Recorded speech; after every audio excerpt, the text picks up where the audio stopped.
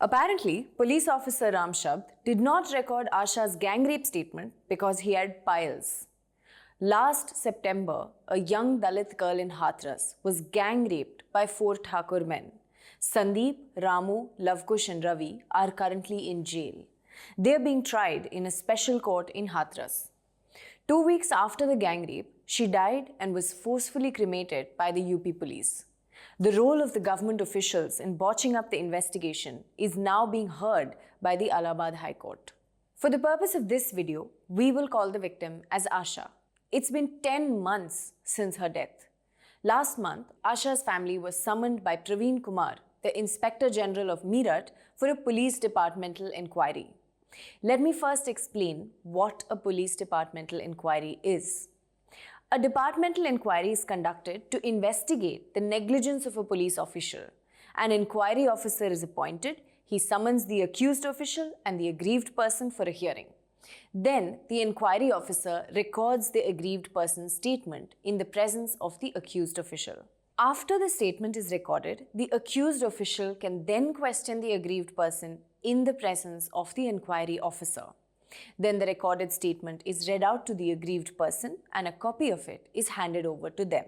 The presence of the inquiry officer is a must, and if the officer can't be present, then the inquiry must be postponed. So what was this departmental inquiry about? This particular inquiry was to look into the suspension of Ram Shabd, the circle officer who played a crucial role in the initial investigation of this case. Before I tell you what happened at the inquiry, let's go back to understand Ram Shabd's role in this case. Asha was gang raped on September 14, 2020, but she told her family about it only 2 days later. So in the initial FIR registered by the police, only Sandeep has been accused of attempt to murder and under the Scheduled Castes and Scheduled Tribe Prevention of Atrocities Act, not gang rape. According to Asha's family, as soon as she told them about being raped, they rushed to Ram Shabd. Back then, he was the circle officer at the nearest police station. But that day, he wasn't available, they said. It took the family another 3 days to add gang rape charges and the names of Ravi, Ramu and Lavkush to the FIR. On December 19th, CBI filed a charge sheet which concluded that Asha had after all been gang raped and murdered by Sandeep, Ravi, Ramu and Lavkush. News Laundry accessed parts of the charge sheet. This charge sheet places Ram Shabd at the center of the shoddy investigation conducted by the police.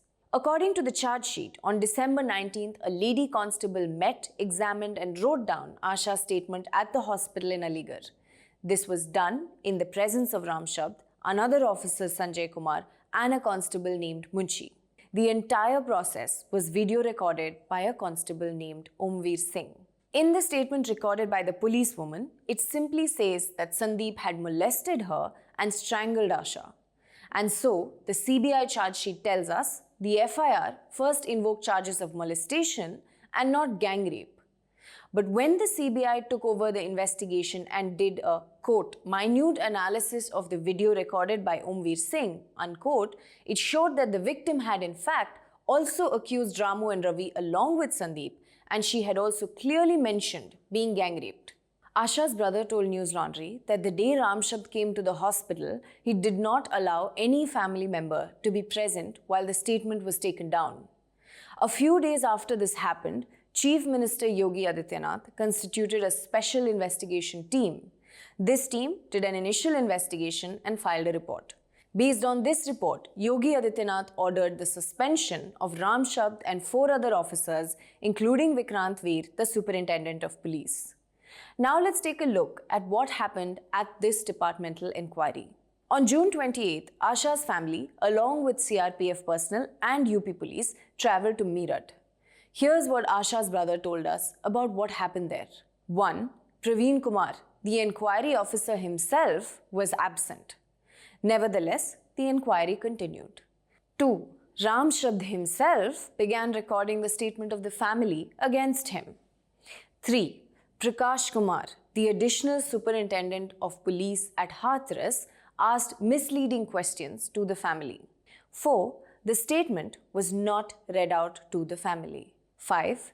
When Asha's family finally received a copy of their statement, they found that it had been distorted.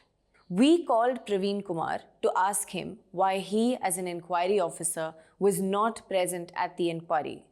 Here's what he said. मैं उस inquiry में था, वहाँ पे starting में मैंने बात भी करी और 3 मर्डर हो गए थे गाजियाबाद में. Suddenly I had to rush to Ghaziabad.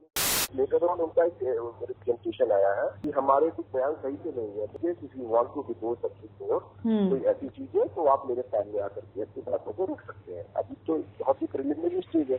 You are not satisfied, तो आपको अभी मैं दोबारा अपॉर्चुनिटी दे रहा हूँ. सेकेंडली आप बीच में छोड़ के भागते हो, ये नहीं होता कि आप मेरे पास एक ही काम नहीं है. Then we called Ram Shabd, who denied writing the statement and quickly hung up. Asha's family and lawyers have now made 2 demands. 1. This inquiry be expunged and a fresh inquiry be conducted in the presence of an inquiry officer. 2. That criminal proceedings be launched against Ram Shabd, who, quote, for manipulating and fabricating evidence, unquote. Why is this departmental inquiry so important to this case? Traditionally, a police departmental inquiry and the court case are not connected. But Asha's lawyers believe that if Ram Shabd is exonerated in this police departmental inquiry, it will have an effect on the case proceedings. Though the most important impact this will have is that if Ram Shabd is found innocent in this police departmental inquiry, then he will get his job back and will continue working as usual. Asha's family is exhausted. In the last 10 months, we have done over 12 stories on the Hathras case. At this point, the story is more than just a horrific incident of gang rape and murder. This is now also a story of what happens to a Dalit family after it falls out of the news cycle. It is the story of what happens when a Dalit family dares to demand for justice. Following up on cases much after their initial shock is a tedious, monotonous, and often frustrating process. We've been able to do this so consistently because you have supported us. If you haven't, one way to do this is by going to newslaundry.com, go to the top right corner and subscribe to us. It will help keep us reporters on ground and bring you more stories like these.